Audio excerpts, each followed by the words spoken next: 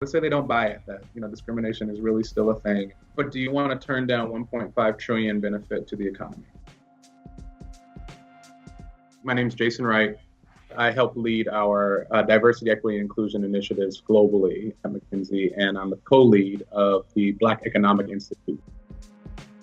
I have 2 generations of civil rights activists in my family, and so it's part of how I was raised. And then I also had the unique opportunity to be in a majority Black workplace before I came to corporate America. I was a running back in the National Football League for 7 years.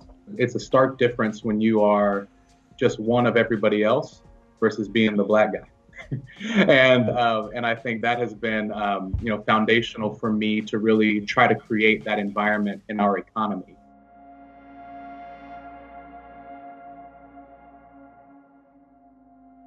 When I start to think about things that could really make a difference, I do think you have to go big and a bit controversial. Yes, all the programs that have been popular for the last couple of decades, especially around women and diversity, around sponsorship and unconscious bias training and mentorship programs to move women and minorities through the pipeline at corporations, all that is good and table stakes. But we're not moving fast enough for anyone's liking, nor what makes sense from an equity perspective. Data and transparency is key, but especially when it is tied to outcomes for individuals in the organization. So there are a couple of organizations that have really moved the needle on Black talent, only a couple. And it remains to be seen if it will be up for a long time, because it's all new.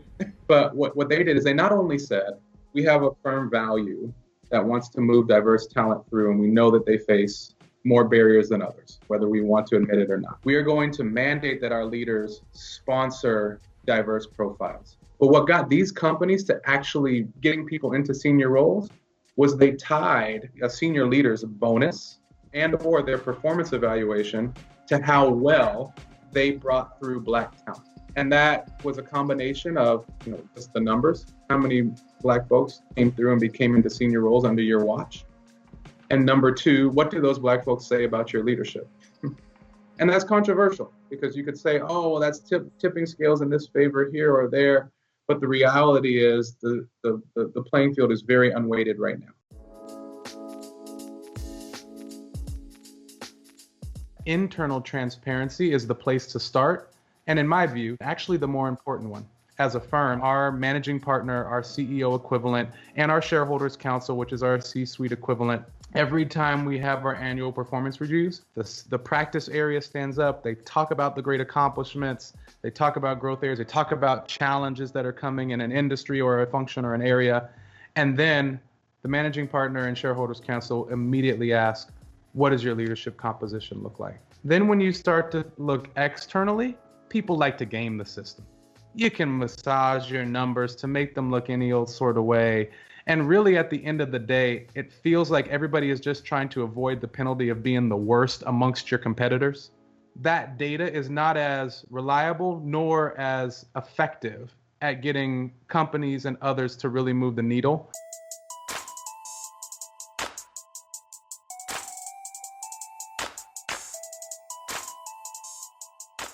There is a way to hire great talent into companies through skills-based assessments instead of degree or credential-based assessments. Home Depot really experimented with this to look at great talent to be store managers. They started saying like, well, we don't need a degree. You don't need an associate's. Your resume can have leadership experiences that are non-traditional through your church, through your community, et cetera. We're gonna test your cognitive aptitude through a real live case example where we're sitting together and trying to solve something for a customer in a store or a problem in a store. And all of a sudden you got to see minds and capabilities that might not have shown up on the resume and might not have got through a resume screen based on skills. And there's also a middle ground in between that is something kind of like vocational education. But especially for tech companies, and there are a few tech companies that have done this, they said, we're going to take them through a learning curriculum that is directly tied to this product line and as a guaranteed job on the other side if you finish this curriculum. That type of thing, that type of creative ways of accessing talent that might not have the signals, I think is a really bold idea and can be scaled to multiple places.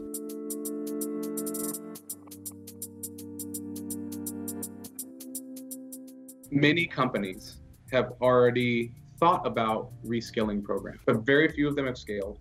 It's sort of a down payment that hasn't actually come through. We ran an algorithm for every role that is greater than 50% automatable in the next 10 years. What is the next best match in a role that is less than 30% automated? And there's a great match for the truck driver. The truck driver's underlying skill set matches almost 90% with that of a warehouse supervisor. And especially in the context of COVID, where we actually know that Black people are more likely to be furloughed, have reduced hours. I think it's a great challenge to companies to say it's time to scale up and select your participants disproportionately from your minority talent pool. Take them through learning and development while there's capacity and slack in the system. And on the other side of this, they can be in roles, in jobs, and career paths that are less at risk to automation and machine learning, will are likely to be higher paying, and you've also diversified your workforce. What if there was a consortium of companies in an industry that said, we are going to collectively look at our product portfolios and their impact on Black America? Are we actually getting, lower quality products or less effective products in these communities based on our business model today? And what could we do about that? Like a coalition of companies in an industry that are going to self-reflect on the racial social impact of their product portfolios would be immense. If there were a group that also got together and said, we are going to commit to having this much Black representation across our pipeline in these ways over the next 4 or 5 years, whatever it is. Institutional investors can say, we're not going with you. We're not going. This is table stakes for us to be a participant in your growth.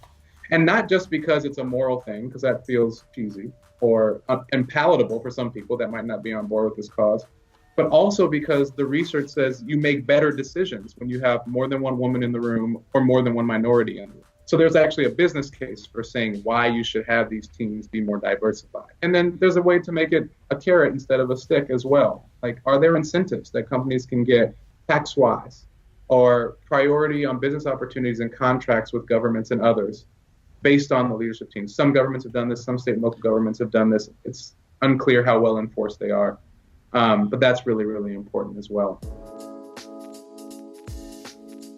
Within companies, more than like unconscious bias training, I do think we need training that opens up real, raw dialogue. And this is a very dangerous, because when you get to people's real root behaviors and mindsets, it can be very treacherous for many people. If you're a minority in the room, you might feel hurt by the mindset that comes out of a straight white male in your company. But I do think we have to actually make space in learning and development and dialogue for the person in the majority population to surface these very real views.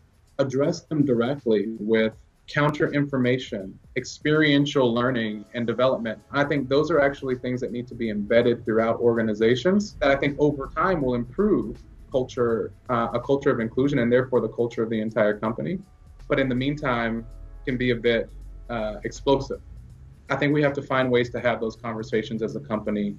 And as much as, it's a time for people of color to really assert their voice, and it is absolutely that, and I'm grateful for this moment where people of color are being heard in a new way. We're also going to have to give space to the majority population to have their safe space to surface some of these things so that we can change them.